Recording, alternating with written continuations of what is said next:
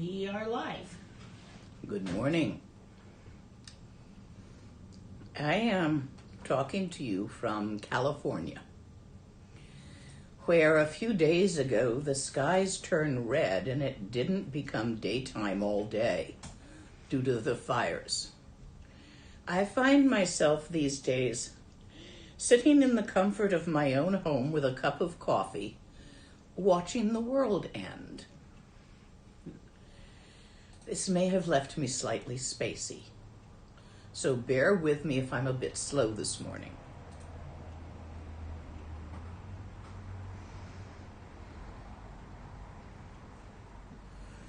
Shuku kundu zongbo gompo e dorji sempa garab dorji dang Shere senge bardu shin labde de dam abzan tata tusum chi zog chen jupe lamala solo deb ergin pema junela solo deb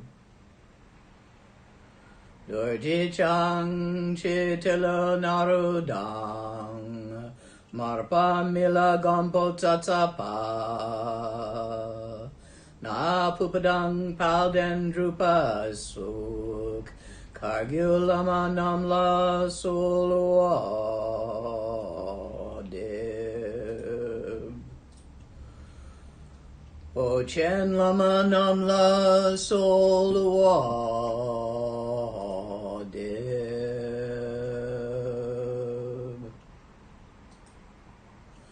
Nru chen lama namla solwa deb Shak chen lama namla solwa deb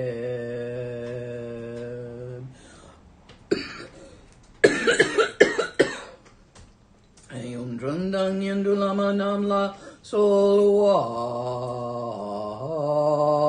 deb Palkondu zhongdang yerme pa gongarab dorji jin trod pa jeti dang nisume pai pa lamanam che tente chong.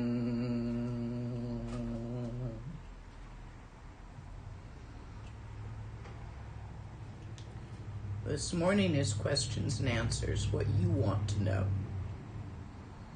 So let's see if we have any yet. One question so far. Okay. As Dzogchen practitioners, how should we regard the laws of physics?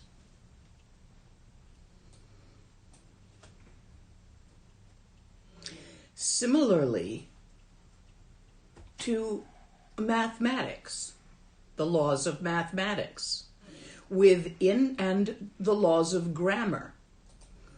Grammar happens within a language, and the laws of grammar to that language function in the way of that language. Mathematics has certain laws. If A equals B, B will equal A. This is very true and real in mathematics, and if you're working with mathematics, it works great. Of course, it doesn't work in, say, Chinese medicine. For example, hair is brown, some shade of brown. But brown is not hair. Oh, look, it doesn't work here. So you have to understand with any law that it works within a certain sphere. The laws of physics, and they're different in quantum physics, very small particles, and large objects, work within their sphere, and you should regard them within that sphere of being very useful. For example, understanding gravity. When you lift a heavy object, you need to recognize that it's heavy and not lift with your back, lift with your thigh and butt muscles. If you fail to do this, you will cause yourself a mischief. You need to understand inertia, so that if your car is traveling very fast and if you hit the brakes, momentum, you will discover, possibly to your chagrin and expense, that your car does not stop immediately because it has momentum, so it skids for a while and may impact the car in front of you if you were not keeping a safe following distance. These laws are extremely important when dealing within the sphere in which they apply and should be respected as such. Any more questions? Oh, many. What are your thoughts on the Lotus Sutra, and do you think it was the Buddha's last words? Person, please read me the first paragraph of that sutra because the name is not recalling it to mind. And you can come back to me. Just type out the first few phrases and I'll probably recognize it from that. Old memory, white hair. Just doesn't hold as much memories as brown hair. Would you tell us about when you first realized the nature of your mind and how it happened, in what context?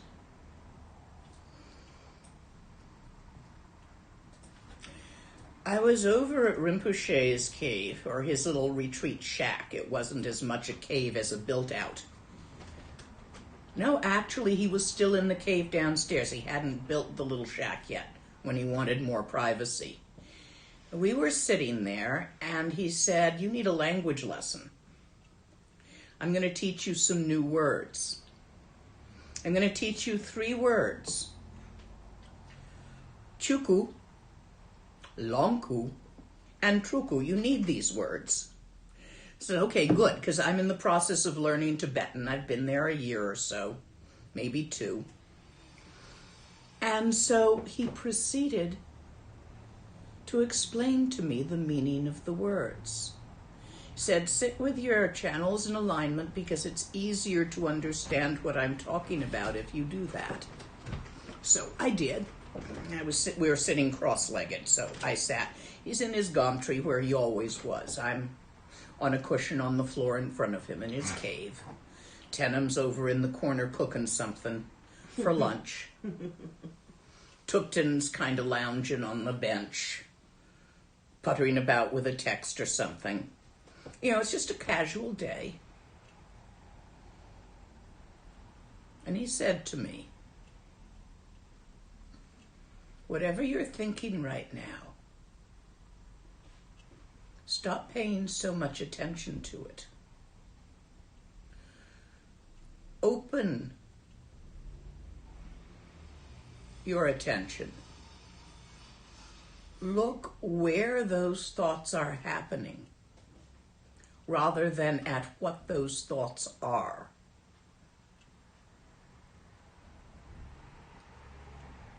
And I did that.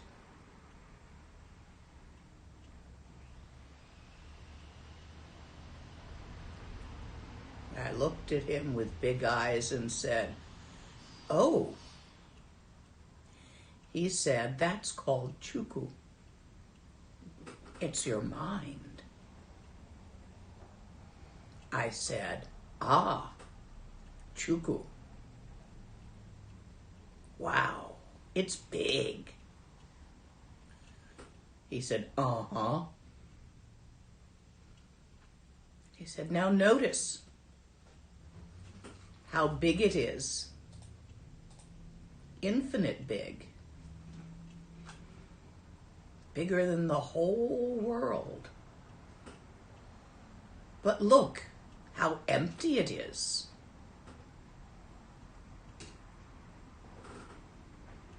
The thoughts aren't made of anything. They arise and dissolve simultaneously. I didn't know the word simultaneous, so here we had a pause to explain the meaning of simultaneous.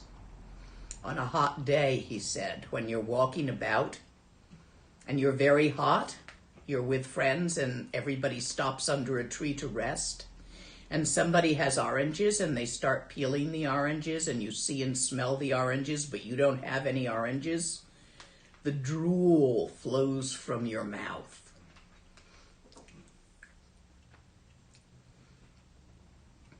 Seeing the oranges and the flowing of the drool occurs simultaneously. That's the meaning of this word. I'm like, oh, okay, I get it. Same time. He says, Watch those thoughts. Don't pay any attention to what they're saying. Just look at how they arise and vanish. They don't last for any amount of time. The arising and the vanishing is simultaneous. That vastness, mind itself, Chuku, is utterly empty of anything whatsoever. I'm like, But notice, it can think. Feel. He waved at me. See things. It can do that. I'm like, yeah. That ability, we call it clear light nature because you can see, think, and feel by it.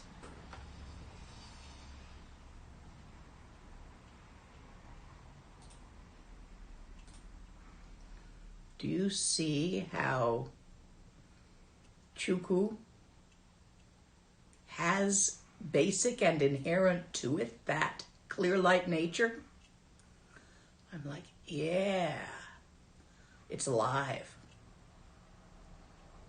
But there's nothing there. He's like, We call that clear light nature Sambhogakaya. I'm like, sorry, he said, we call that clear light nature Lonku. Cool, new word. Chuku. Infinite vast. Inconceivable expanse. Lonku. Clear light nature of that. Its inherent vitality. Its aliveness. It's not a big dead old nothing, I'm thinking. He says, now see the thought you're thinking right now? See that arise? See that vanish? It's gone. It's not made of anything at all. And it can't leave a trace here in Chuku. A mark, any more than, and he picked up his dorji, he said, I can scratch the sky. Space. Sky and space is the same word in Tibetan. Just like I can't leave a scratch in the Naunka, in that same way, the arising and vanishing thoughts leave no scratch, no mark in the infinite, vast, open Chuku, and its inherent characteristic of Lonku. But see, all those thoughts that aren't anything, no thing at all, that haven't lasted any amount of time, that don't really exist in time or space, that aren't made of anything, look at them go. We call that Chuku.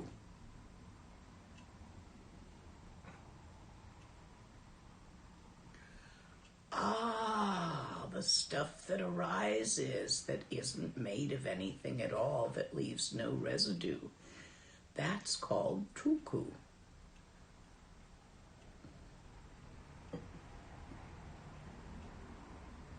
I learned 3 words. It wasn't until some years later when a real book-educated translator came by and informed me that those words meant Dharmakaya, Sambhogakaya, and Nirmanakaya that I realized that. I thought they were just homey, ordinary things, Chuku, Longu, and Truku, part of your mind, the way your mind is. That's how I first was taught about it.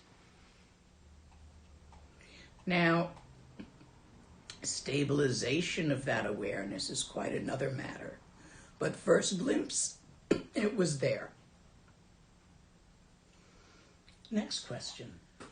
Would you please tell us, what are the 6 realms of existence, and tell us more about them? They are categories. They are also real, bona fide, actual, solid seeming to those within it places. Categories of places, categories of experience, of group karma. We divide the almost infinite number of different experiences and places to have them in. Remember, it's a big universe out there. You got galaxies, you got local groups of galaxies, and all of that.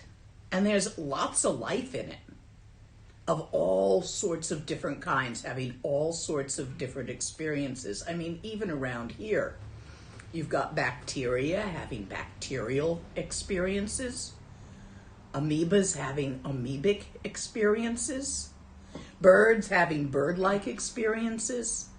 You've got lots of group karma operating on groups that create the experience that that group is having, and then you have individual karma arising within the group that make different birds have different bird experiences.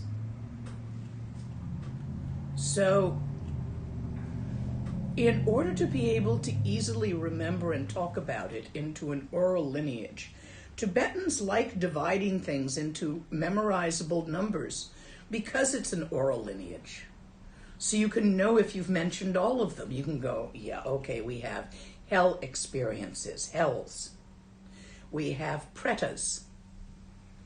We have animals. We have humans. We have asuras.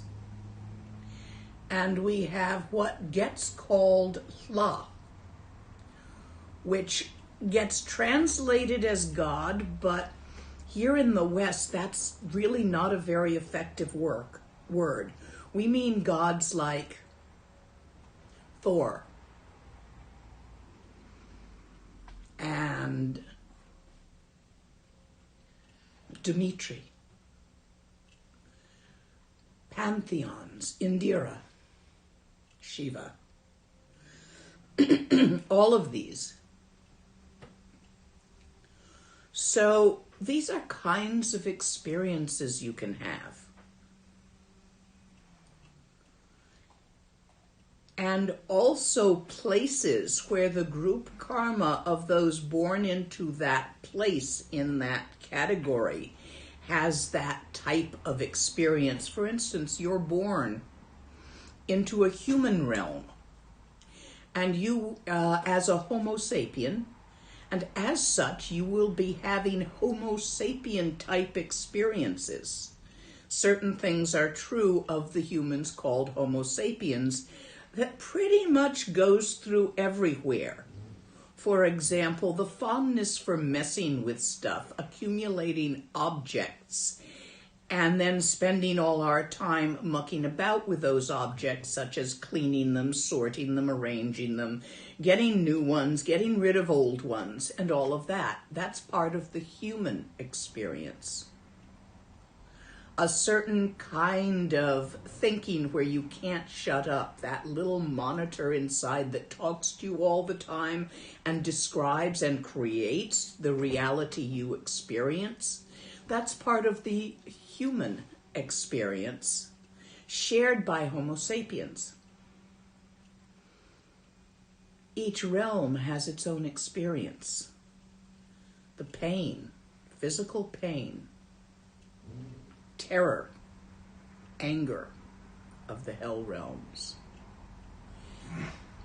The hopeless desire and want of the pretas, unsatisfiable want, poverty, inability to get out of that poverty. No matter how hard you struggle, it just tightens down harder and harder.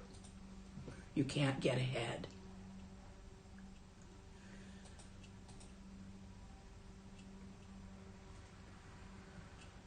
The basic selfishness, I, my tribe, of the animal realms.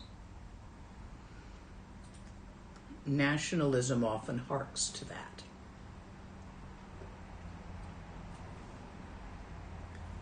The can't shut up and stop thinking of the human realms, the tendency to over-explain everything in language of the human realms, the constant competitiveness, jealousy, and strife of the asuras, very warlike, and the zoned out stoner bliss states of the god realms.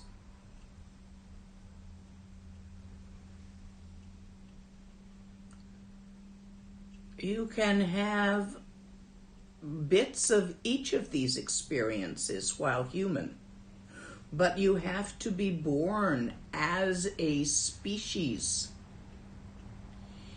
in one of these realms to have the full experience, which is more extreme than the bits you can get as human. There are cold hells and hot hells. There are many descriptions of them. Pretas look like starving children.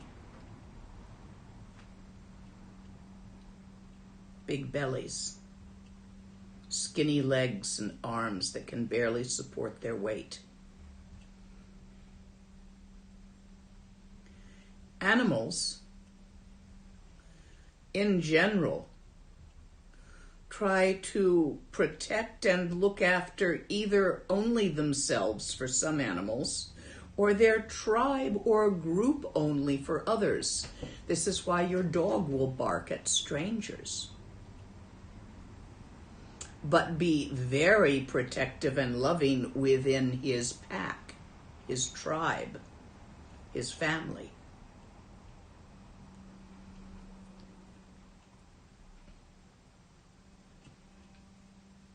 The asuras are constantly in a state of war and battle. Some lawyers, some soldiers live in this state in the human realm, but it's not as extreme as it is in the asura realm if you are born as such. They have almost godlike powers, and let me talk about those powers. We call magic any technology beyond our understanding. We call godlike powers the wielding of such a technology. The asuras are very high tech. They invent things all the time. It's never quite enough to win because the other side does the same. The gods are zoned out, blissed out most of the time.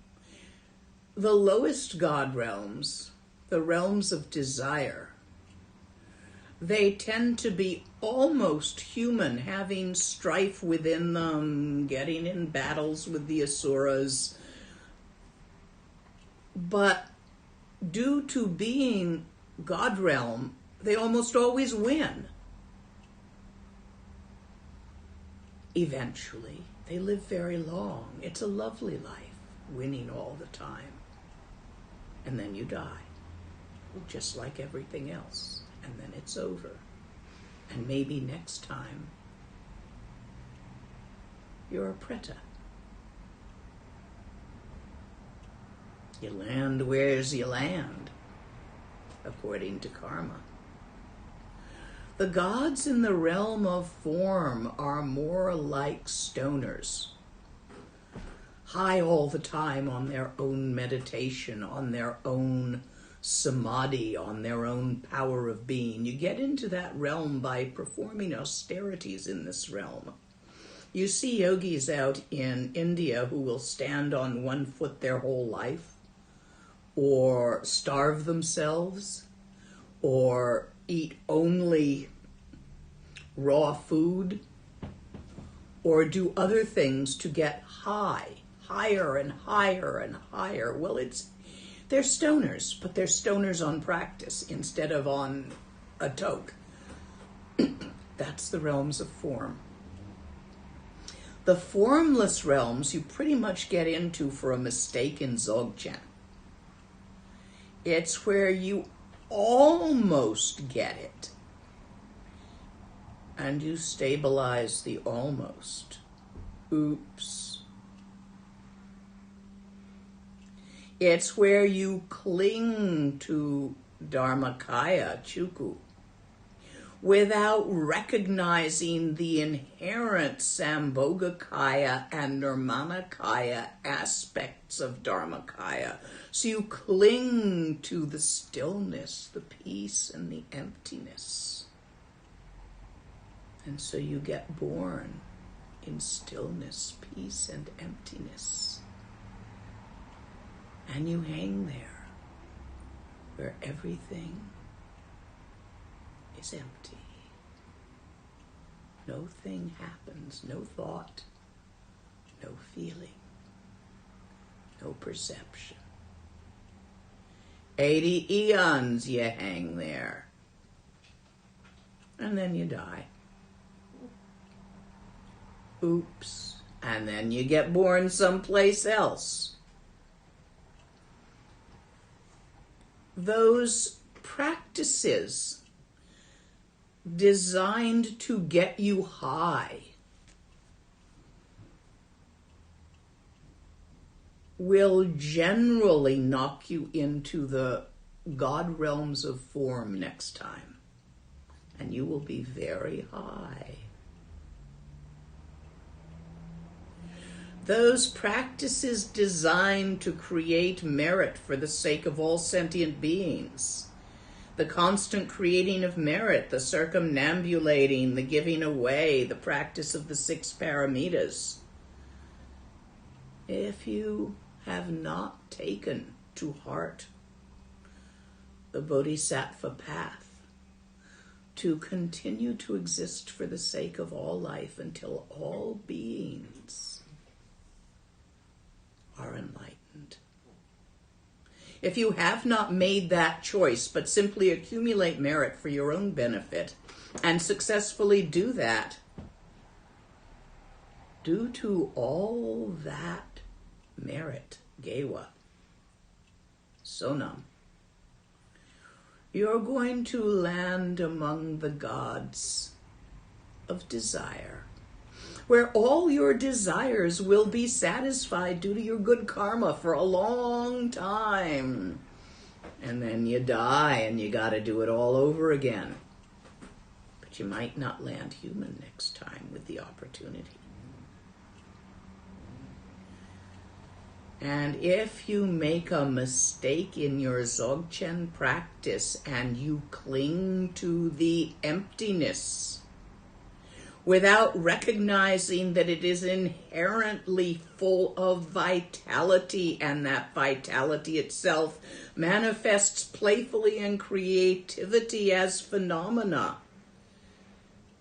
If you cling to nirvana, formless realms,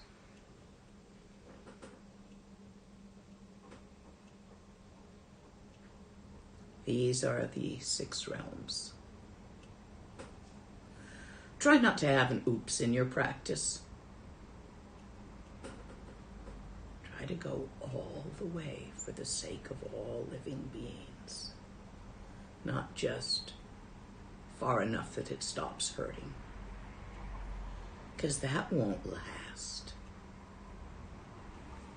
Next. Give me a moment to find it. People had, there were a couple of questions about rebirth, and I wanted to make sure those ended up next in the queue. Here we go. In my culture, there are shamans who can allegedly talk to the dead or ancestors. Who or what, in your opinion or experience, are they talking to, since rebirth seemingly contradicts this? I don't know. Not having trained as those shamans. But do not be sure that that is not what's happening. Rebirth does not contradict this. You can cross time as easily as space in the dimension of dream time.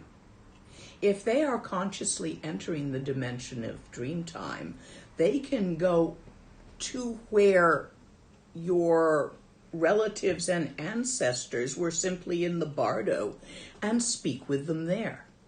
How can you recognize this? They would still have the personality, very much the one they had during life. For instance, one who has been dead for 10 years will have changed at least as much as you have in the past 10 years, which is probably quite a lot due to experiences. So you wouldn't necessarily recognize them if you see them as they are now. But a shaman who knows how to work across the dimension of dreams, and many do, can simply go to shortly after the death and talk to them in that there then, rather than in the now. You all think time is real? That's almost as bad as the Tibetans thinking up and down are real. Considering Australia, obviously not. What part of us gets reborn? Do we get to decide how we will be reborn? You can, using Manlam, wish path, create the cause for being reborn under certain circumstances. But whether it will be your next rebirth or it will hang around waiting for auxiliary circumstances to co-create it remains to be seen. And you'll never get all the details as a plan. You can't even get all the details right as a plan now. I plan supper. It never happens the way I plan it. Even if I think I'm going to follow this recipe, I get creative somewhere in the middle. In the days before COVID, I would plan to go out somewhere. And this would happen and that would happen, and maybe it would happen the way I planned it, but never exactly. I never got all the details right. Rinpoche used to laugh at me for trying to make plans and then make them actually happen the way I planned them. He thought it was the funniest thing. So in the same way for your future lives. Now, as for what reincarnates, the word is mind stream. It is not a thing. I wish I had one of those little things where you've got the steel balls hanging on strings in a framework, and you pick up one on one end and let go, and it hits the ball, and then 5 or 6 balls down, the one on the other end flies up with none of the ones in the middle moving. What was transmitted ball to ball? Mind stream is like that. Each moment creates the moment after it. Not even, it's more complex than that. The 4th dimension of time, including space. So you've got the first 4 dimensions. And let's just talk about those, because those are the common ones that everybody knows about. Length, a line. Breadth, a plane. Depth, a solid. Solid. Has 3 dimensions. And then it has duration in time. Somebody made it once upon a time, and someday it will tarnish away and be destroyed. And it will end. It has duration. So this object exists in 4 dimensions. It's a 4-dimensional object. Length, breadth, depth, and duration. Now, if you step outside of that into any of the other dimensions,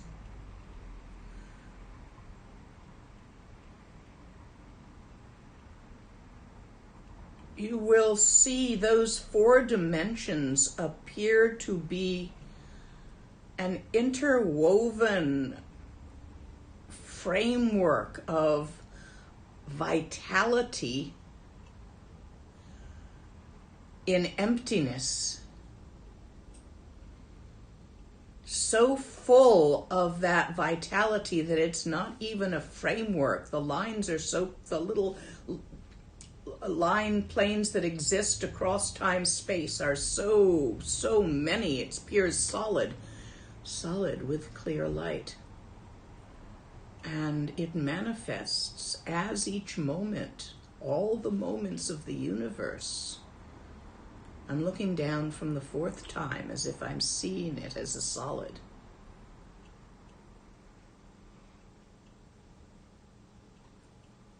Try to visualize all of time and space as an interconnected webwork of phenomena.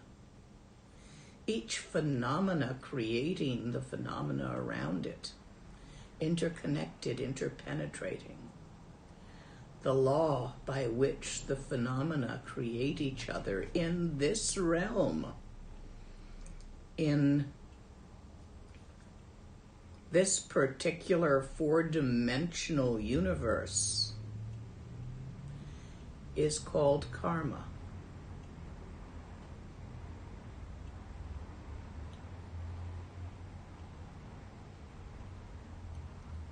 Imagine, let's try it another way, that you take a film of a dancer, a ballet dancer, doing a dance step across the room. Now, cut out all the little squares of the film and have her against a green screen so that you just get the dancer and exposed and the rest not. You know how they do that. Now, take the film, enlarge it so that the pieces of film are at least this big. Each square of film, as if you were, look at this like an old movie projector. Now, take your scissors and cut each square of film separate for the whole piece and stack them with the first one on the bottom and the second one on top, and now turn them this way. So it's all transparent except for the form of the dancer, and you can see an interesting shape, which is the 4th dimensional body of the dancer in those moments. Can you visualize this?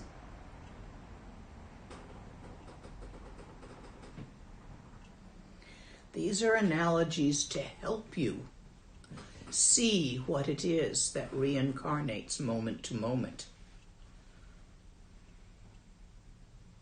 Not a thingy at all. Karma. Only karma. You feel as if the you that ate breakfast is still the you of now. That's an illusion. You died. At the end of every moment, the you of that moment will never be seen again in another moment. The new moment is new. And each moment in and of itself is such as this. Nothing moves through time.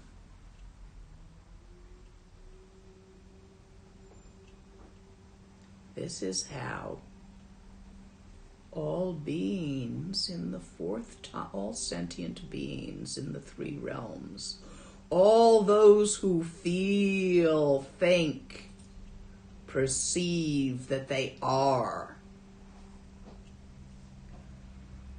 all Buddhas in the fourth time.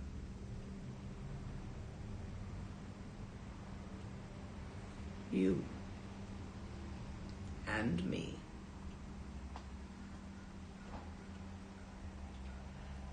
There is no such thing as individual enlightenment, because there is no such thing as an individual. And yet, you feel like there is. This illusion is what pervades samsara. It's the illusion of separation. It's the inherent basic disassociation that pervades the base ignorance, where you and everything else feel like you are separate. It's called duality. It's a big oops.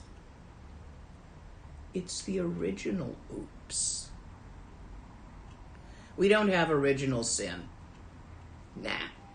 Nothing wrong or evil or bad was done to cause samsara. Just a little oops.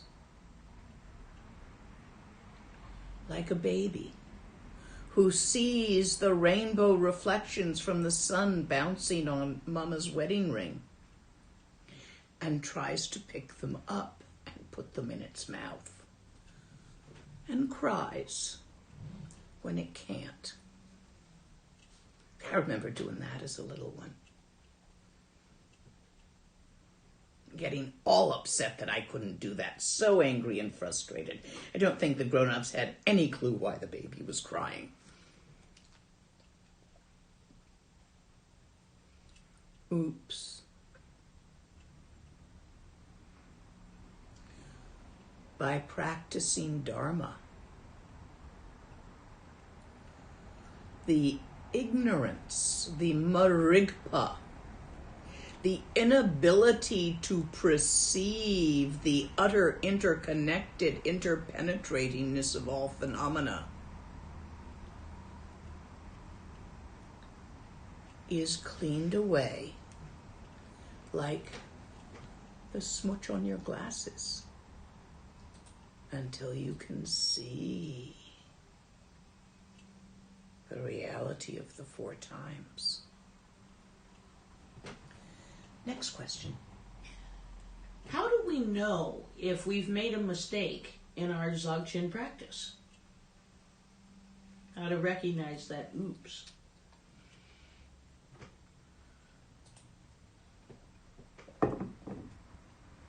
It's only a mistake if you think you're done. Otherwise, it's just a work in progress.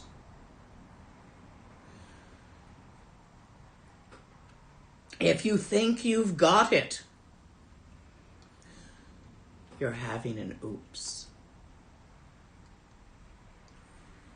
If you think you haven't got it,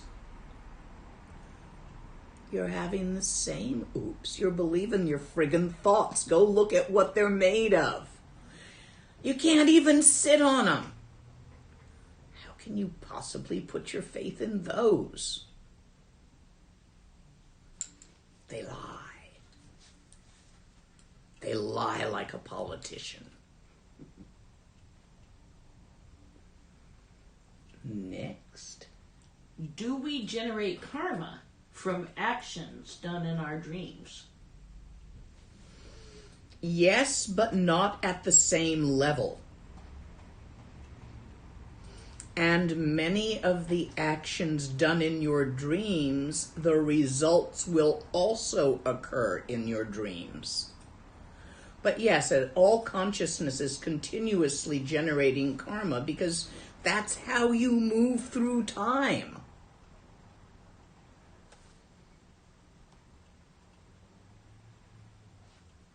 The next question. There are many questions today, people. Oh, good. Shoot. Since I wasn't completely pleased with yesterday, where you guys had me doing things that is not my forte, I'm a Dzogchen yogi. Ceremonial. You want to learn mudras from me? God, I'm a klutz with mudras. So this morning I'm figuring out that all of you who want ceremony need to go to Tenzin Wangyal.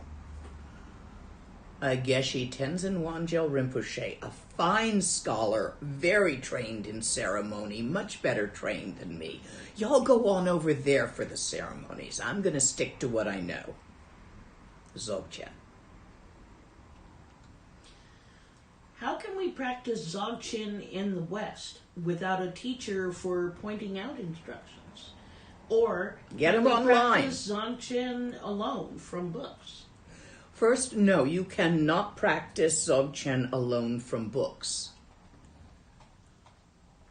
You need the four Wongs, or it just won't work. You need the four Wongs.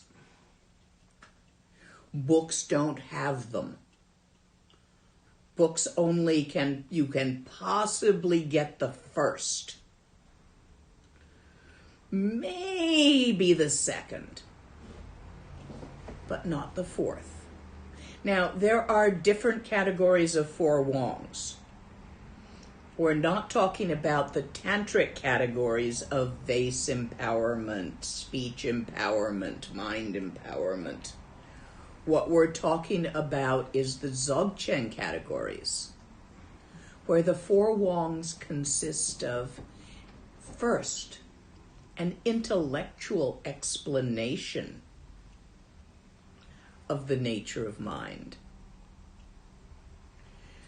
An example showing how you perceive,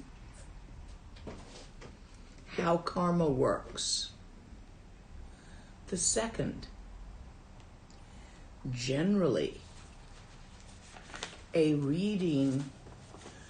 The first is in the realms of thought. The second is in the realm of emotion.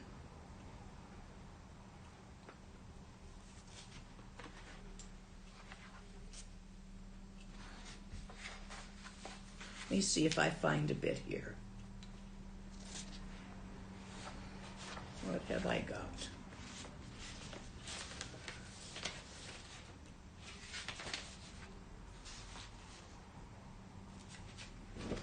You don't have that text there.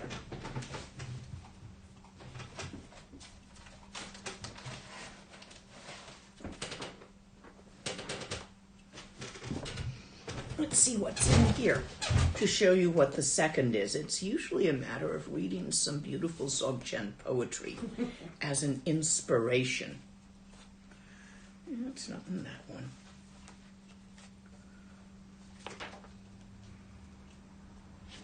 Here we go. The Aspiration Prayer of Kuntuzangpo.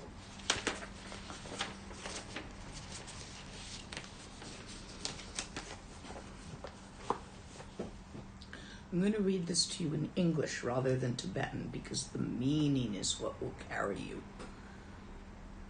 Now, I got to do it in both. Oh.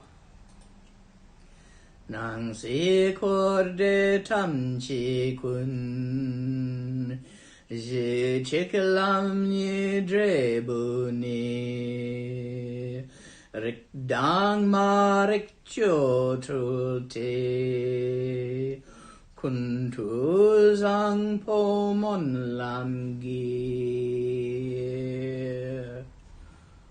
Oh. All phenomenal existence of both samsara and nirvana has a single ground, yet two paths and two fruits.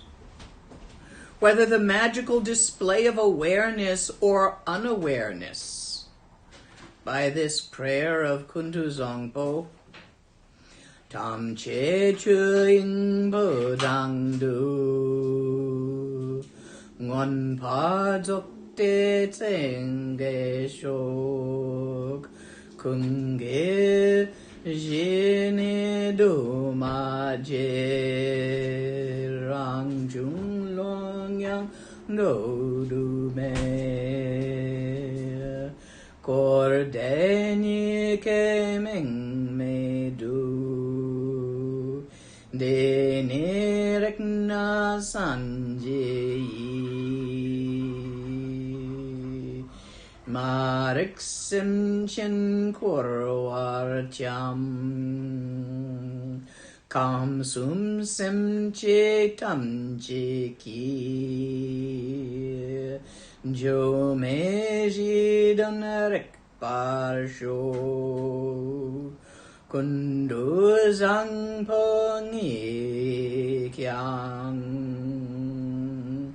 kun ken me pa ji don de ni jala rang jugre. May all the beings awaken to true and complete enlightenment in the place of immeasurable stainless space of phenomena. The original ground of everything is uncompounded, not a clump, not an aggregate, not a thingy. It is the self-originating infinite expanse beyond expression, where not even the name of samsara or nirvana exist. When realizing this, you are a Buddha. When thinking about this and believing the thoughts, you've had an oops.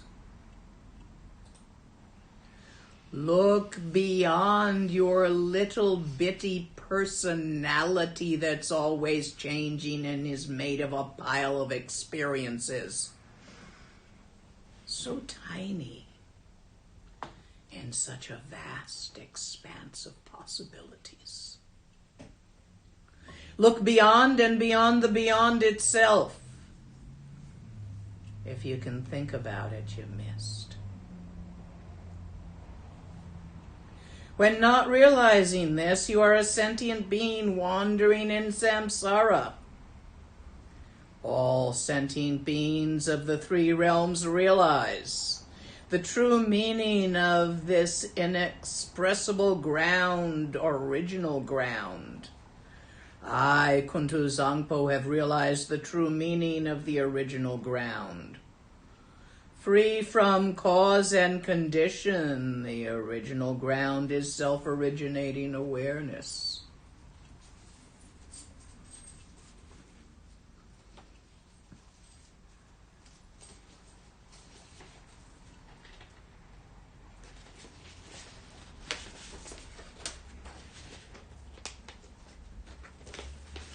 Chiknandro kyo konmata Dren me pun be mago de chirang nang kyo mago rang rexula ne pala se sum jikke nyang nyang nyang trak me do yan ngala chak pe me Tok me she parang jun la Do pe juk tang dung me Rik pe sao che ma gak pa Ngo wo chik la ye she nga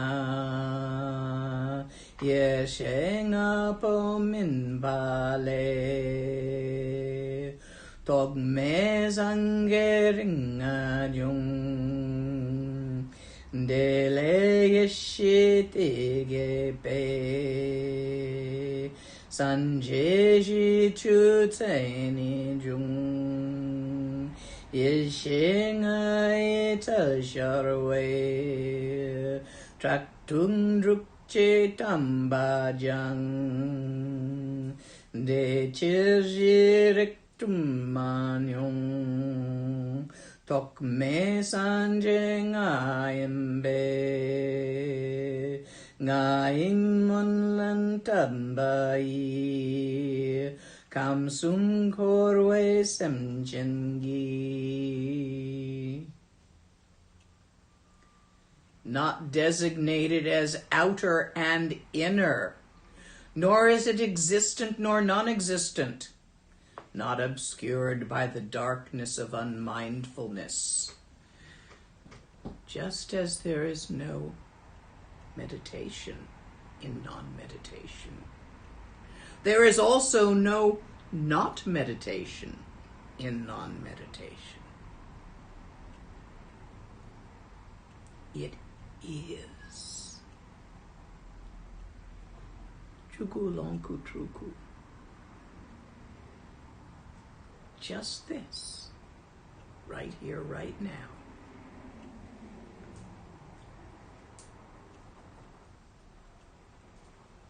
Rejoice in it. Thus my own phenomena has never been stained. You cannot scratch the sky. Where would you stick a stain to?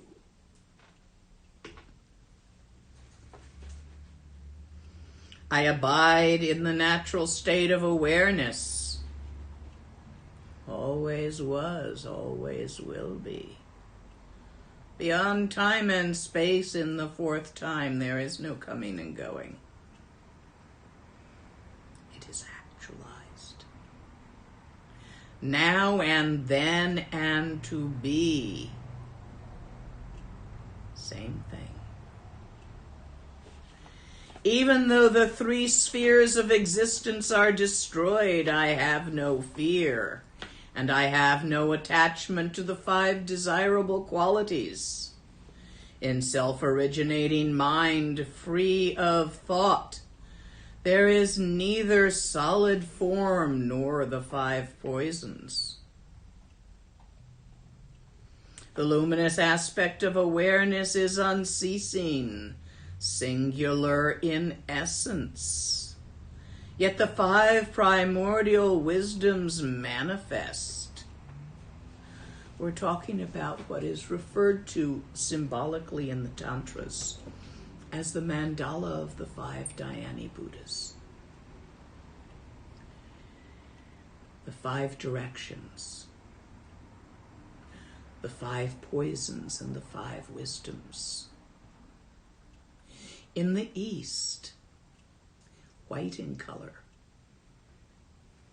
Akshobhya, Vajrasattva, the symbol of mirror-like wisdom, which reflects everything in equanimity. In the south, Ratnasambhava, gold in color, the symbol of the utter satisfaction of the wish-fulfilling jewel, which is this moment. Put down your fears for the next moment.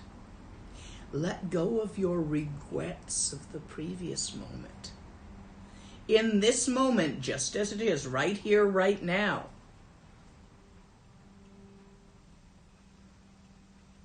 utter satisfaction.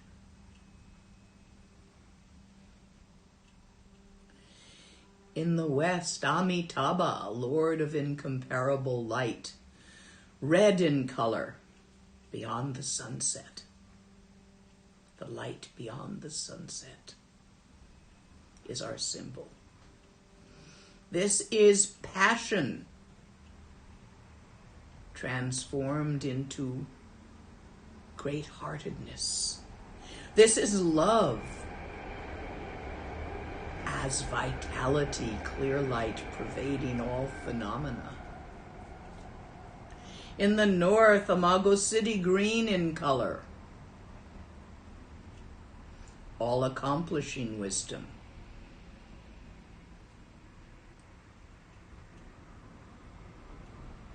Everything is done. This is the perfection of doing, just as it is. In the center,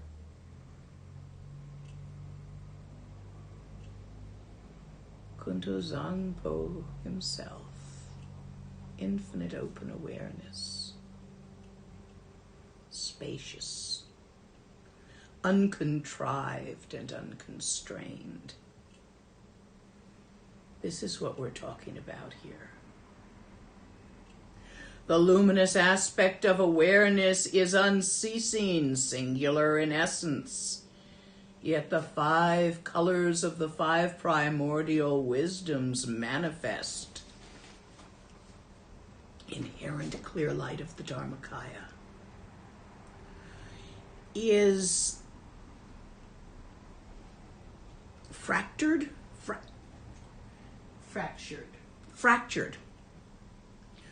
by the crystal of vitality, the prism of vitality, so that it shines forth as the rainbow-colored light of the Nirmanakaya. This prism of vitality is the Sambhogakaya. They're not separate things.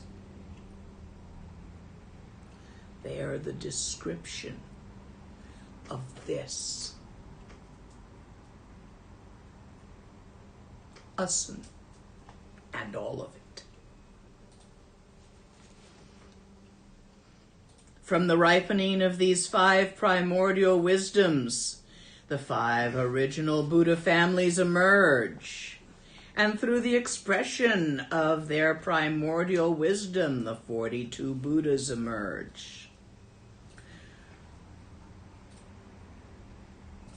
Because of the power of the 5 primordial wisdoms manifest, the 60 Herukas emerge. Thus, the original ground of awareness has never been diluted. You may interpret your visions of these things in a vast variety of ways. Cousin, there's no thingies.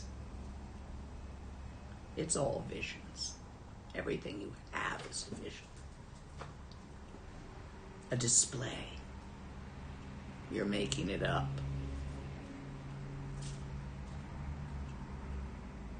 Thus, the original ground of awareness has never been diluted. Since I am the original Buddha, then by this prayer of mine, O sentient beings of the 3 realms of samsara, may you realize self-originated awareness. May your sublime primordial wisdom expand fully. I send forth billions of inconceivable, ceaseless emanations. That it be so. I'm going to stop here, but if you want a full teaching on this, you just up and request it, please. Over on the forum. That's where we handle that. That way it'll get to me and I'll schedule one. Anyway, that was the second one. Did you get it?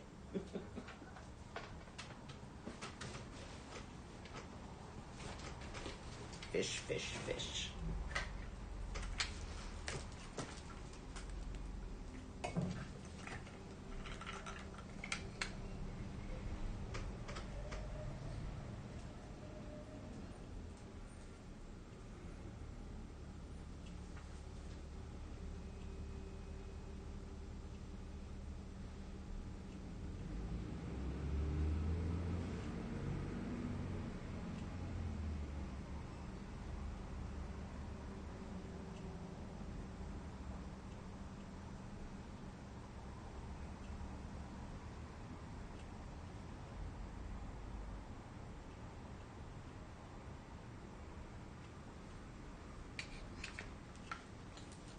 And that was the third one.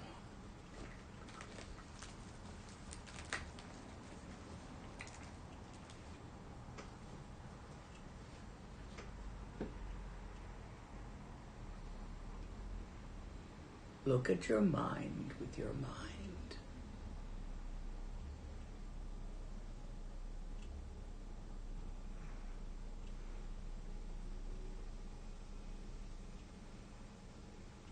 Open your attention so that it no longer is point focused on what you're thinking.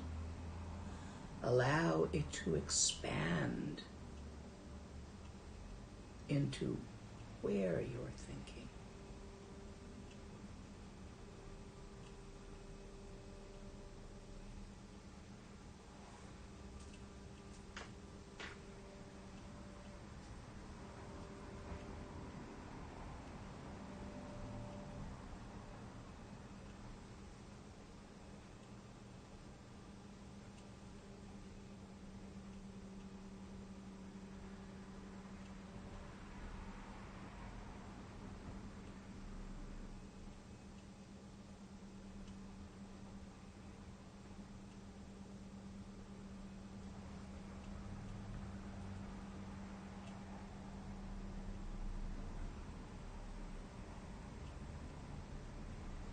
And that was the fourth wall.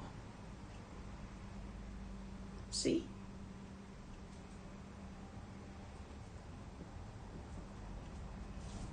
Now practice. Next question. Is ultimate liberation accessible by household practitioners, those who practice at home with families, jobs, and limited time? Yes. Might be a bit harder, but you can do it. You just gotta practice anyway. It's available to anyone who tries. You gotta try not so hard that it blocks you. Like, it's not like trying to shit when you're constipated, okay? You don't try like that. You have to try in a relaxed but awake and aware way. You can do it. Next. Can you talk about working with the phenomena of all the fires on the West Coast? How to relate to those? Well, as I said at the beginning, how I'm relating to those, since there doesn't appear to be anything I personally can do about it, except for occasionally taking in fire refugees, is to sit in the comfort of my own home watching the world end, which it might.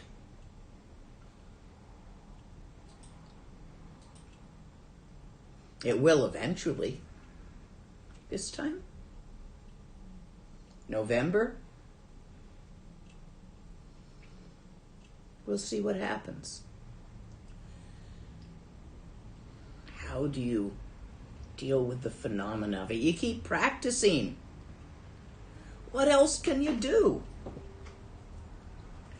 If you are a firefighter, get your ass out there and do what you can. I'm too old for that. I would have been out there as a paramedic, volunteering 10 years ago. But I don't have the physical strength anymore, or the wind, to pull that off. So I will do Monglam.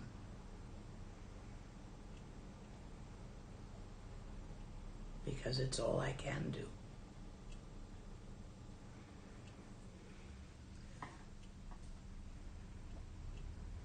Next. Could you do a class on Tibetan Book of the Dead and the deities in the Bardo? I'm reading a few books and it seems confusing. Go listen to my tape on how to die and see if that helps. If you are still confused, make a request on the forum and we'll look at that. Is there a pure land of androgynous beings? Yes, Dewa Chen. There is no gender there. No two genders. Birth is in a lotus flower. If you wish to avoid the messiness of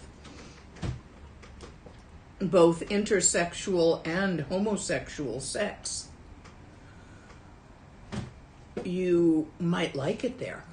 Actually, if you totally wish to avoid the messiness of sex, that's a good place for that.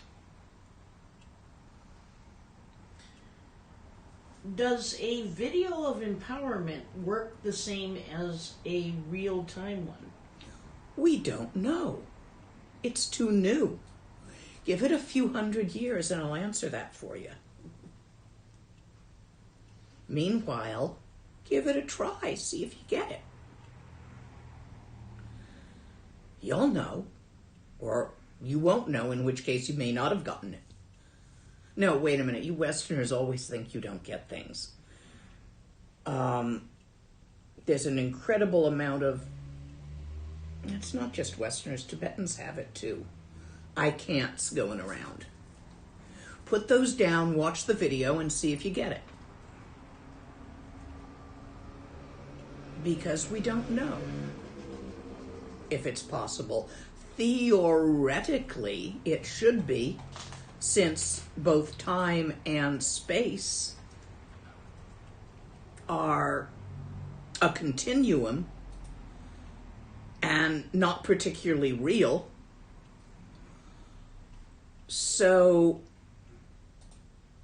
although within them you better obey the laws of physics to avoid crashing your car or falling in a hole. But for transmission, if it can go same time across a video, it ought to be able to go across time just as it went across space. But we haven't really tested. We haven't even tested the video stuff and see whether it goes through. And same time, we are hoping it does, and there is some evidence that it does, but no incontrovertible proof. The evidence being all the people who say, yeah, I got it, it's working. The proof will be when they go rainbow. So give it some time. We haven't yet had anyone who has exclusively had their teachings over video without in-person teachings either go rainbow or sit Tudom at death that I have heard of. So we don't have any proof, but the number of people who say, yes, it's transmitting, makes us think that, yes, it probably works. At least live time. Canned? Should work. Don't know. And the fourth Wong canned? You have to actually be pretty good to catch it canned, I think, without someone same time actually shouting. You have to actually reach up and catch it off of Kuntu Zongpo out of the fourth time, which you might be able to do if maybe some people can, but don't know. So I'll just keep doing it every few weeks. If I have a dream about you, do you recommend emailing you about it in waking life? Not unless it was particularly confusing. I know I do a certain amount of teaching, especially of dream yoga, in dream time. Because there's stuff you can't show anybody that outside of dream time how to do that. I do other teachings too. It's not me.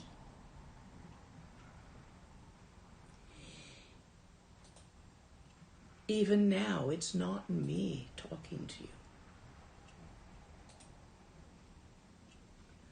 A teacher is a doorman.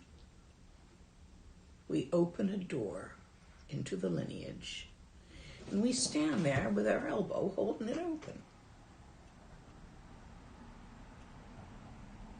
so that communication is easy. From Kuntu Zangpo through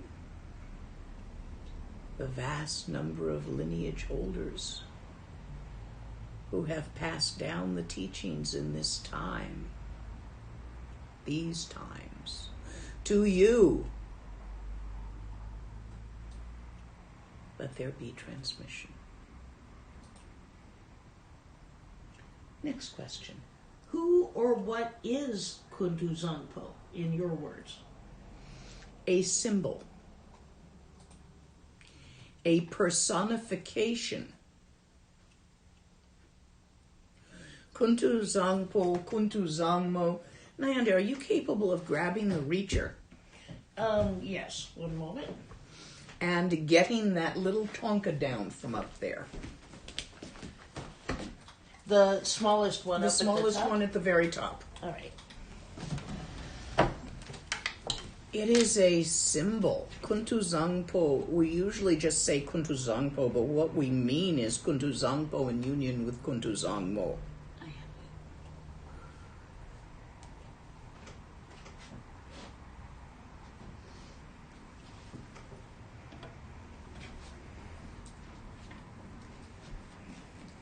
This is a symbol drawn in Homo sapien-ish shape, because we are that shape. Let's just keep this up here. Of the fourth time, where all beings are, always were, and always will be, all Buddhas.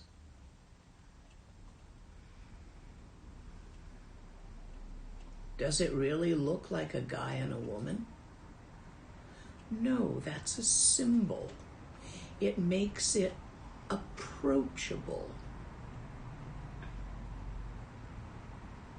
by personifying it as a Homo sapien type human, rather than an octopus type human or a dolphin type human or whatever else there may be out there, giant squid type humans, insectoid type humans. That symbol is for Homo sapiens specifically. The sun and the moon in the sky.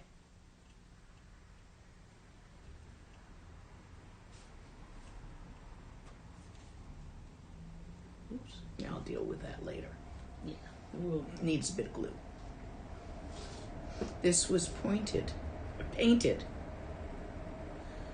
by Phyllis Glanville.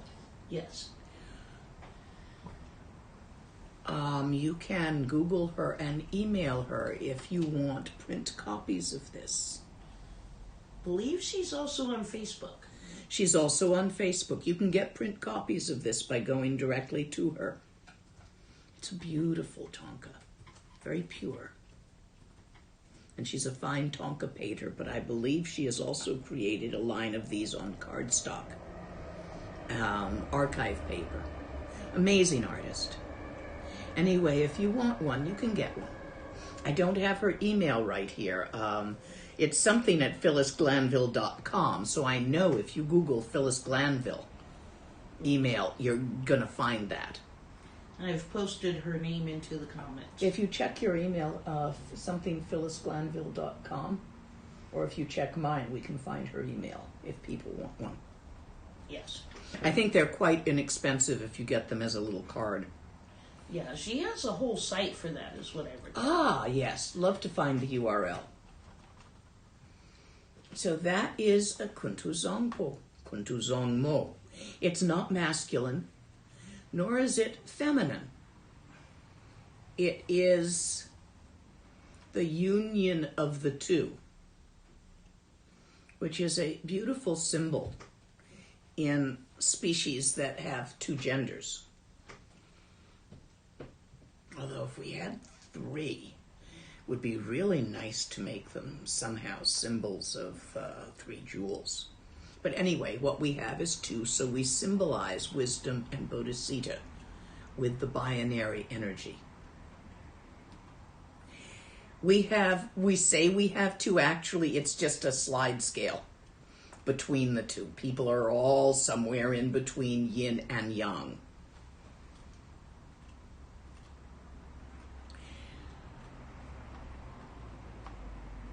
Primordial Buddhahood is that which was never lost. Yeah, you still have it. It never went away. The original oops did it no harm at all. It's your own mind. Look there. We have a saying. Let mother and child luminosity unite. The child luminosity is what is given to you in the 4 Wongs by your teacher, the pointing out. It is what you practice when you practice Trekja.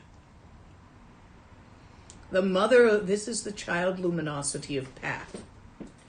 The mother luminosity of ground. Kuntu Zangpo, Kuntu Zangmo, always was and will be, doesn't come and go, is unborn, undying, you never lost it. Original oops never bothered it. When your practice merges with that, that's stabilization. So those of you who are attempting to stabilize your Trekja, let mother and child luminosity unite. That's how you do it. Next. Does sexual tantra practice require heterosexual penetrative sex, or can it be practiced by same-sex couples non-penetratively or even alone? Damned if I know.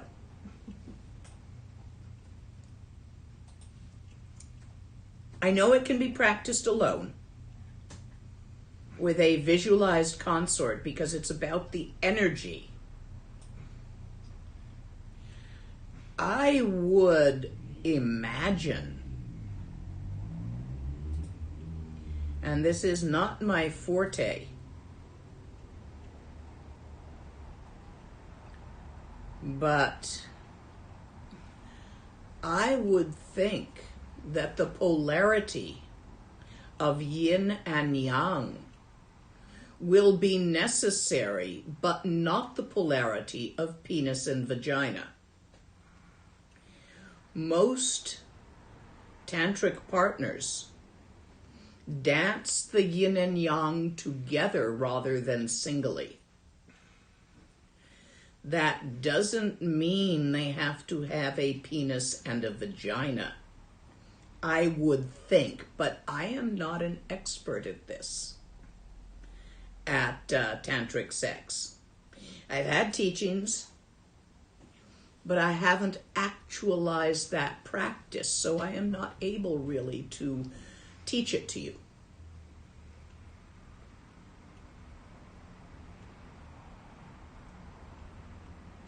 If you wish to study this, first learn Tumo. It is based on Tumo.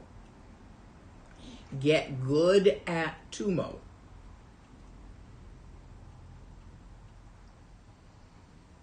Is it Tilopa?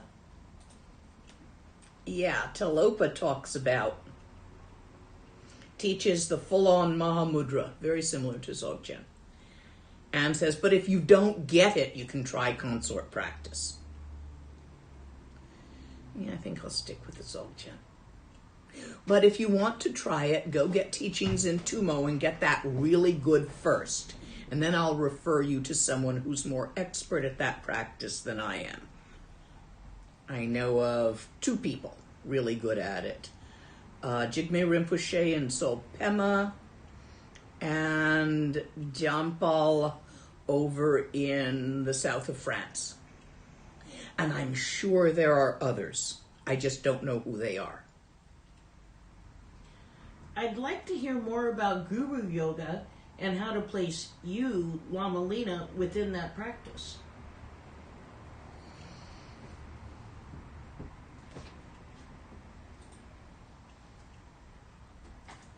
Guru Yoga involves trying rather hard not to explain to yourself what the hell your teacher was thinking when they did X, Y, or Z. You'll never get it right. God, I learned this the hard way trying to understand Wangdor Rinpoche, who I've understood his teachings, but I have never understood why he did this or that, this way or that way. I can say to keep me guessing, but really I'll never know. You can ask your teacher, why did you do this? But you want to bet the answer is never what you think it's going to be. So, when your teacher tends to keep their thumb up their nose for an extended period of time, why do you think they're doing that? You can make up something exoteric, you can say they've got an itch, or you can imagine that they're checking to see if their nose is bleeding because it's done it 4 times already today. And you're probably still wrong. They were signaling to someone in the other room. Or not. You'll never know. And most of the people who get in trouble with their practice of Guru Yoga, it's by interpreting a teacher's behavior or action. Once you have chosen a teacher and spent 3 years following them without commitment, you all been writing me that you want me to be your teacher? Okay, but we date for at least 3 years first. Because you got to find out whether you can actually stand my personality. There have been too damn many accidents where teachers were simply being their eccentric selves and the students couldn't deal. And they broke. And it broke the student.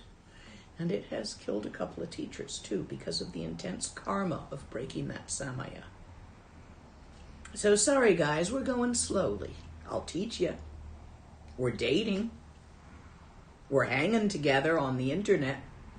These times being what they are. But I'm not asking for a commitment from you until we've known each other for 3 years. And then we can talk about it. Because you really need to find out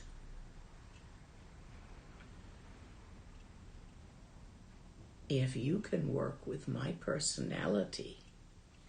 And yeah, I need to find out if I can work with yours.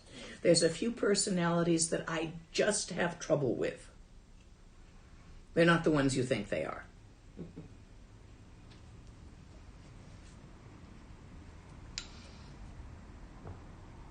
To practice Guru Yoga, follow the instructions of the teacher as far as practice goes. Be very careful about asking for or extrapolating instructions for your daily life. And if you don't understand something, ask. I answer most emails eventually. I have lost a few. Every so often I get an email that makes so little sense to me. And the first time I get it from someone, I'll send it back. That didn't make sense. In what context are you talking? But if I continue to get emails from someone that makes no sense to me, I just stop answering them. It's a waste of time.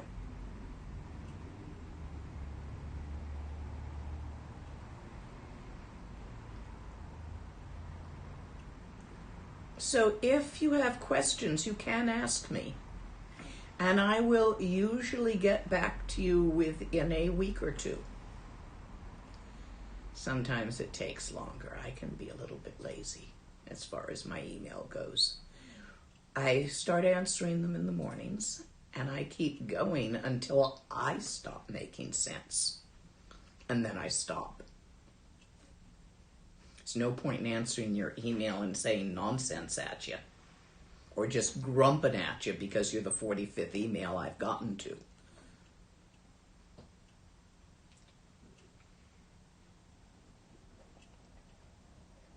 And you could have Googled that yourself. Now, don't take it that I want you to Google all the answers. There's some weird shit out there. There's a couple of sites that I've gone to when I'm looking for a reference that I remember having heard to a particular text, but I can't remember the name of it, where people have made up some weird Dharma stuff. So, if it's a factoid, you can probably safely Google it. Anything you get off the translator's site, what's that called? The one I'm always sending you to for stuff. Lotsawa House? Lotsawa House, pretty safe. Rigpa Wiki, as far as it goes, it's usually not bad, but every so often I've caught them in something weird. Like, no, it's not. Not in that lineage. But usually pretty good. Other sites. Who else is good? The Bond site is pretty okay. I haven't seen anything on there that I would, think is really screwy.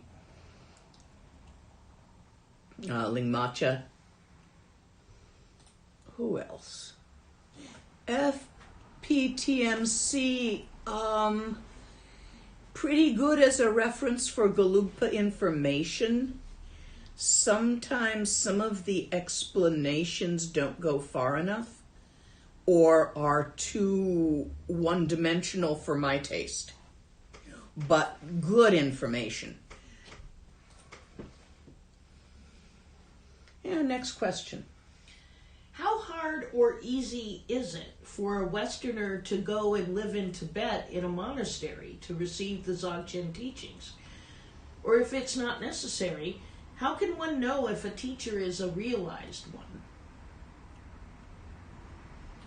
Okay, first, politically it would be very difficult to do that. It would be easier if you are male to go and live in a monastery in India or Nepal. India, but again, you have visa issues that you are going to have to sort out. And language issues. You would have to speak fluent Tibetan to do this. It's doable. You can figure a way if you're very determined. It's not necessary for the point of getting enlightened, although it does sound like fun, doesn't it? That was the first part of the question. What was the second part? How can you realize if your teacher is a realized one? How do you recognize that? Lineage. Check out their lineage and reputation before you get involved.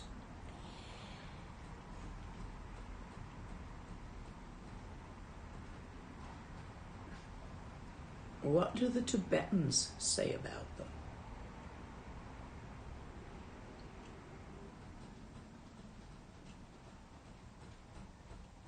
Where were they trained? By whom? Lineage.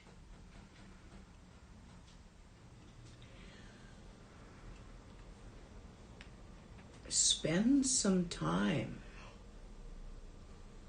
looking to see if they practice what they preach.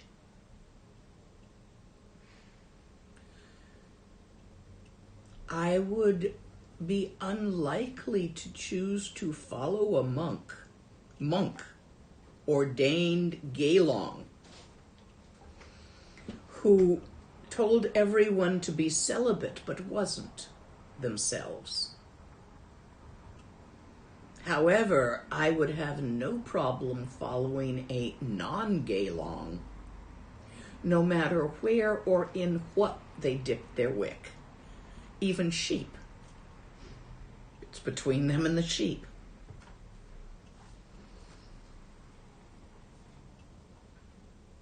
I've heard that some sheep like it. Never tried it. Chickens don't like it. You don't know why. You really don't want to know how I know that.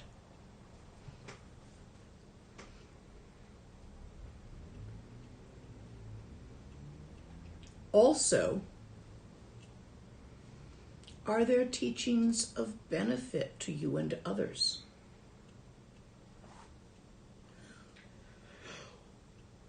At some point, but not in the beginning, you're going to need to trust your intuition and signs seen in dreams, but be very careful of initial enthusiasm. I had a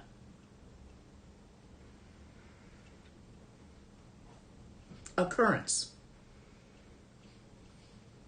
of a student, not mine, who came to me having seen me in a dream, but after 2 weeks found themselves completely unable to stand my personality, became highly upset with me, and left in a huff. Made me really glad about we spend a few years getting to know each other, because they would have done both themselves. They could have done, if I had truly accepted them as a student. Both of us could have been seriously injured by that occurrence. Fortunately, we were just dating.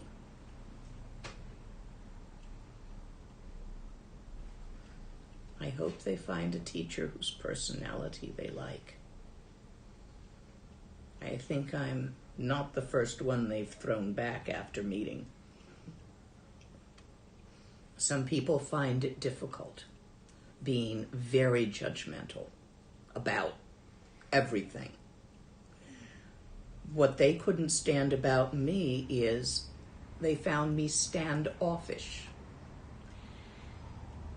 I'm an old cave yogi. I like to be alone. I don't want to go hang out with you all day. Give me a break. Once in a while.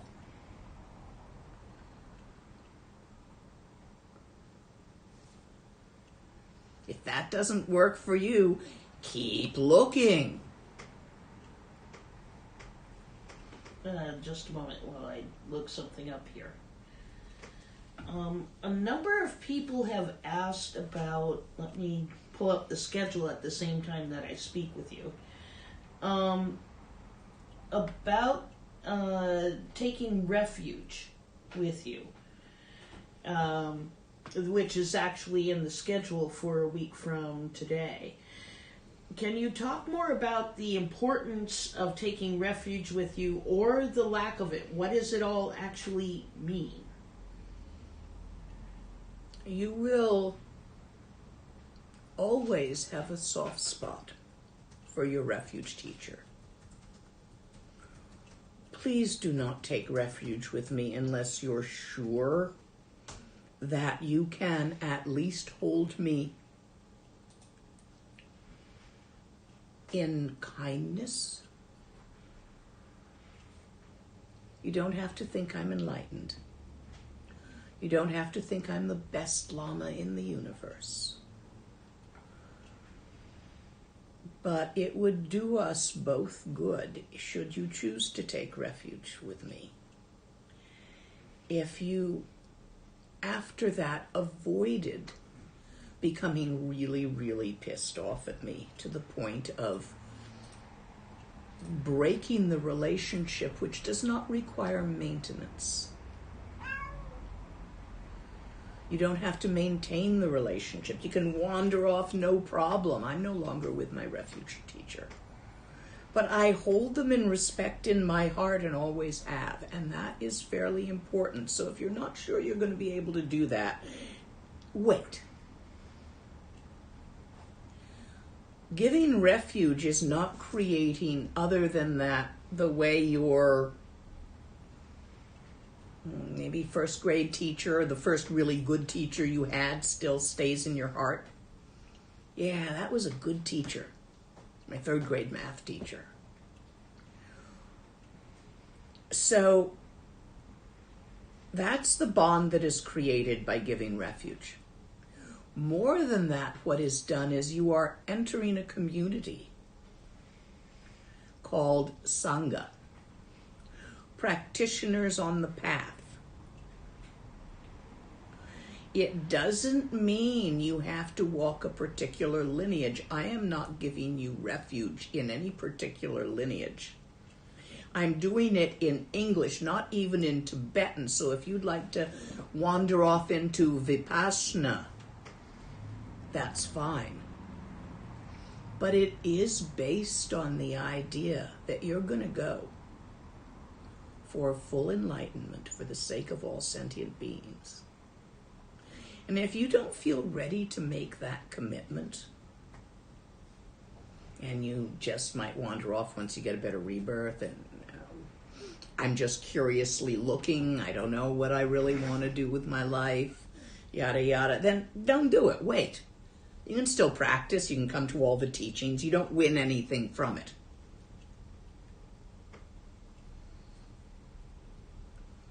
It's a ceremony. I'll be giving a teaching on it first, publicly, open on YouTube. You're all welcome, no commitment. And then to a limited number of people, because the ceremony has to be done individually, one by one, and there's a limited amount of time and energy. So I've limited the number of people who will be signing up for the Zoom ceremony, which will come after a short teaching, which both Zoom and the YouTube gang will be there for. You're welcome to the teaching. The ceremony will be private. Those who are signed up to attend, and it's a first come, first serve, but only if you've not taken refuge before, this first time. If you have taken refuge before, wait. Get on the waiting list. It'll happen like every month for a while until everyone who wants it has gotten it. But we're going to start with people who've never taken refuge. And then probably in the next or the one after that, we're going to move on to people who have taken refuge somewhere before, but either feel that they have not properly maintained that, or feel that they really, really, really want to take refuge with me. Okay. Don't be on the first one. Be on the second one. I'm not sure what else to say about it, because there's going to be a main teaching on it tomorrow, but you are taking refuge. You're joining the community called Sangha. All beings who seek the way out, freedom. You are deciding to practice Dharma, those instructions which lead to enlightenment. You are following a lineage from a Buddha, Buddha just means one who has gone beyond. It doesn't mean Gautama Buddha, lion of the Shakya clan. It doesn't mean the previous 7 Buddhas. It simply means a lineage from one who has gone beyond, and beyond the beyond as well. So that's what you're joining, the Sangha.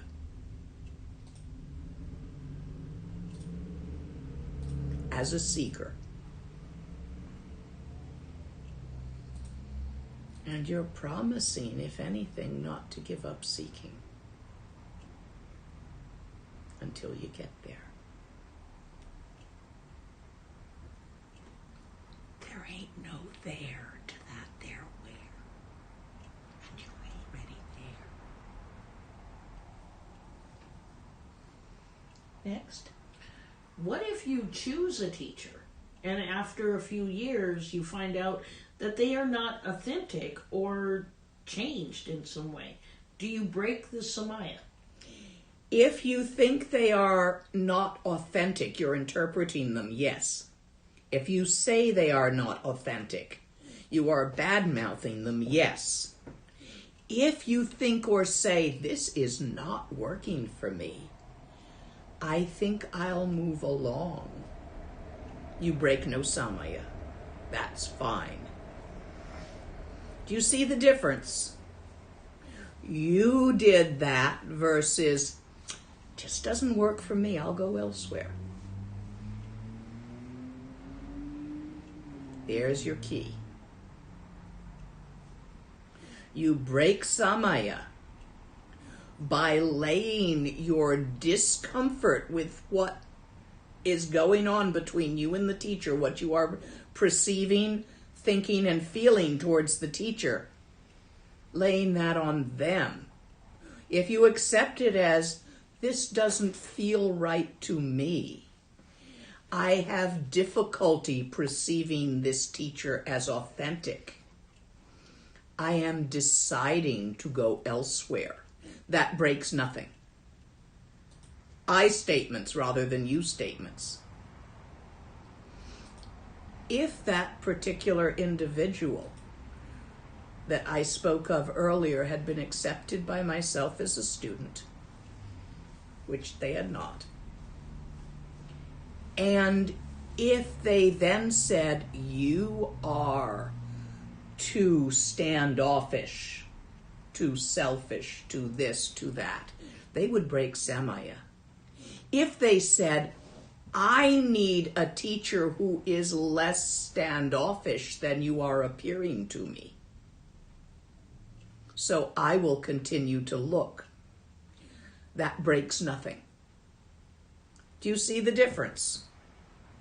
It's a very important difference. Your perceptions are your perceptions, onum. Your feelings are your feelings, onum. Your thoughts about the whiches, whats, and wherefores and whys, they're your thoughts. You can wander off, just own your own thoughts, feelings, and perceptions rather than laying them on the poor teacher. Okay? One more or two more. What's going to look important? I took refuge with the Galug. Can I follow any lineage? Sure, I took refuge with the Galug too. And I've never bothered taking refuge again. It was a good ceremony.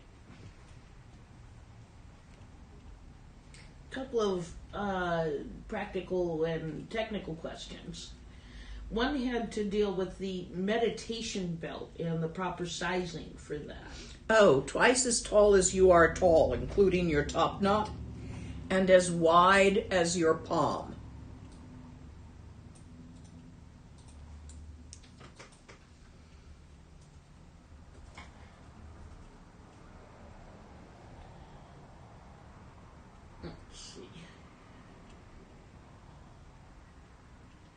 Can you talk about how long it takes people to develop dream lucidity? You've done a number of teachings on dream yoga. and control. I'm trying to manage my expectations. Years. Except sometimes little kids, like when they're 2 and 3 years old, they get it much faster. So the older you are, the longer you take. Anybody past about 10 years old is going to take a while.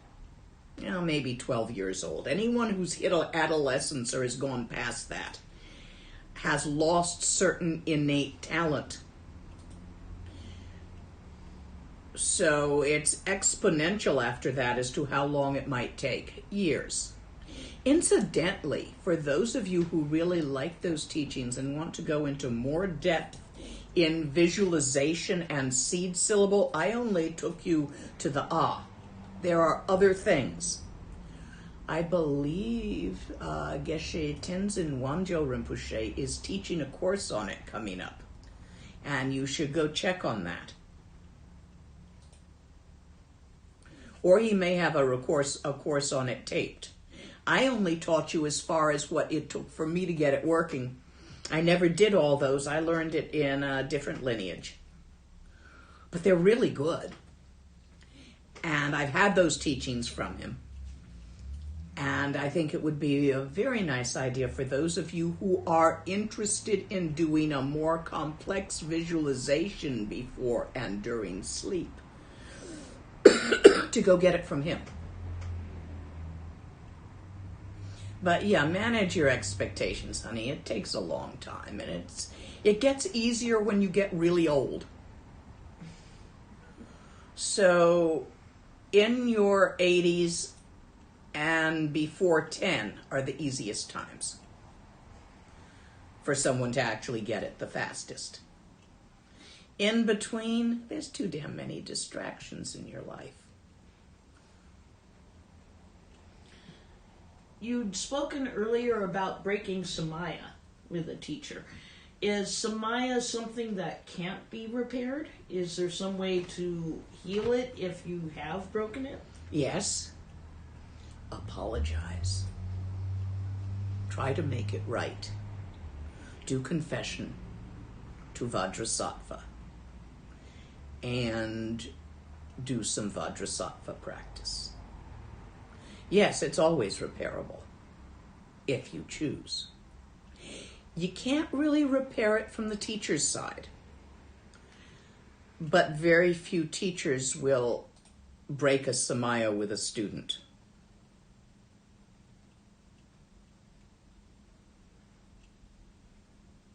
In fact, I have not heard of that. I have heard of teachings that have gone astray, been so badly misinterpreted by the student or someone who saw someone teaching someone else and it looked terrible, that they interpret it as a breaking of samaya, but it was a teaching that didn't work. Oops. Another technical question. In what form can I add you to the refuge tree during Nundro prostation? At the bottom.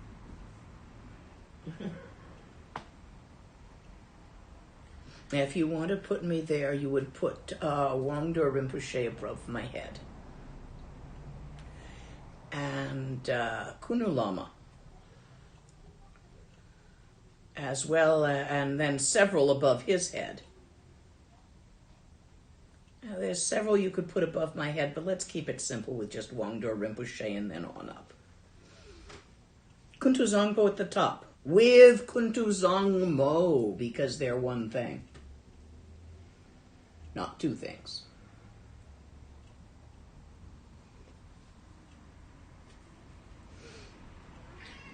When your yidam is Tara, for example, can we use the yidam form for Guru Yoga instead of Padmasambhava's form?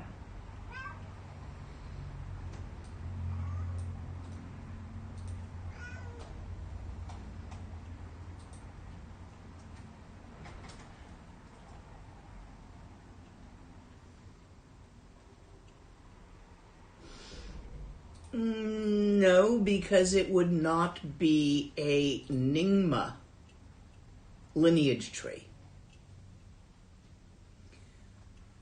You can have Tara in there, but in general, I'm traditional, guys, you would generally use either Kuntuzongpo Kuntuzongmo as your central figure, or Guru Rinpoche as your central figure, unless you were using the first, I think the Shakyas use Guru Shakyamuni as the central figure. The Bon have another lineage tree. You have to look it up. I haven't prostrated to that one. The Galupas use Tsongkhapa as the central figure. And I believe it's one of the Karmapas for the Karma Kargyu lineage, but I'm not sure. You'll have to look it up. Google Karma Kargyu lineage tree images, and most of them will be one way or another. Now, there'll be a few weird things off to the side, and Western drawn things go for the traditional Tonkas. So, generally, Nundro is done in a lineage. As part, or the prostration part of Nundro anyway, it's done in a lineage. Some teachers insist you do it again if you change lineages. Some don't. Some have you do a shortened version at that point. It just depends on what you need. In your not doing Nundro, just to prostrate, you can imagine Tara in all her multifarious forms and all the lineages that are part of that, which is pretty much everybody. Let me take one more. Okay, give me a moment here. There was a question about Tumo and whether or not it's the same as Kundalini breath practice. I don't know. I've never done Kundalini breath practice, so I don't know what it is. I'll try one more. That was too easy. Okay. Is it necessary to sit cross-legged in order to align the channels? No, you can sit in the Maitreya position. For a very concise description of that, Google how to adjust your office chair for ergonomics. It'll describe the Maitreya position. You can also Google images Maitreya Buddha. He's seen sitting in a chair.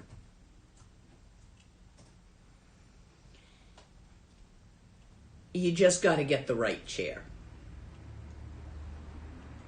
And one more. Okay.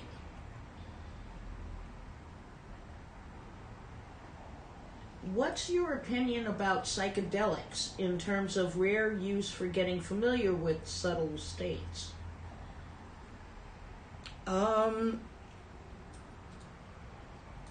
I think at certain points in certain people's practice, under certain circumstances, they are extremely useful. Power plants, they're called. This is not in the Tibetan lineage, but in many others. I think in other circumstances they can be misused. So it really is circumstantial when they're of use and even of benefit, and when they aren't. So there's no across-the-board answer for everyone in every circumstance. Personally, I've used a lot of them.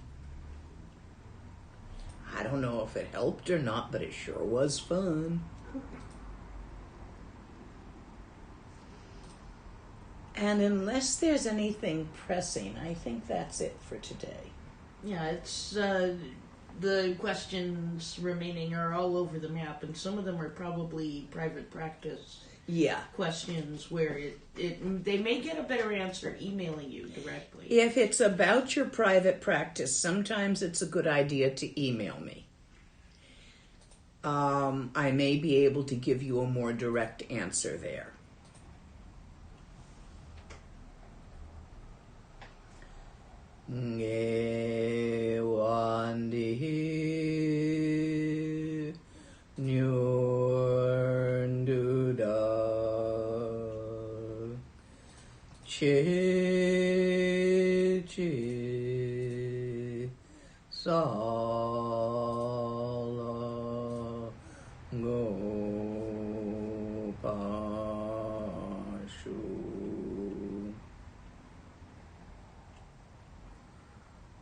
May all beings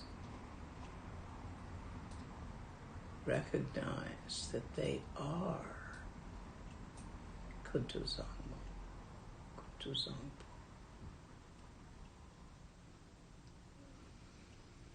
If any of you out there would like to merge your practice with one of our yogis or yoginis out in the caves, on the mountain above Sulpema, or down in the back alleys of the shacks down by the river in Sulpema, send me an email to sponsor a yogi or yogini, or the child of a yogi or yogini. Is about $25 a month, sent yearly or by every 6 months as it works for you. And it's enough for them to buy food, or for a child to have their school books and a part of their tuition. We have some amazing kids. We have one little girl who's almost finished her nursing degree in spite of COVID, who's a beggar's child. Her mom's a accident-prone nun. She was born during the escape from Tibet. Her mother's got really bad PTSD and is not very competent. She's raised herself, raised her mother, raises her little sister, and finished nursing school. She wanted to be a doctor, but she didn't have the money to go to med school, so she went to nursing. Amazing, amazing kid. I just got a letter from her that they're starting back up soon if COVID is under control, and she doesn't have the money to get back to school. And she's in her finals. Situations like this. So if you're interested in taking someone on, drop me an email and we'll go explore, this further. If you wish to offer dana for these teachings, there's a button on my website. And we are complete for today. I'll see you next week. And don't get upset if you're not into the first refuge. I'll keep doing it until everybody's okay. It's a big ceremonial thing, so it takes a little effort to prep for it and get all the stuff and put it out and yada yada. I'll see you perhaps next weekend or in your dreams.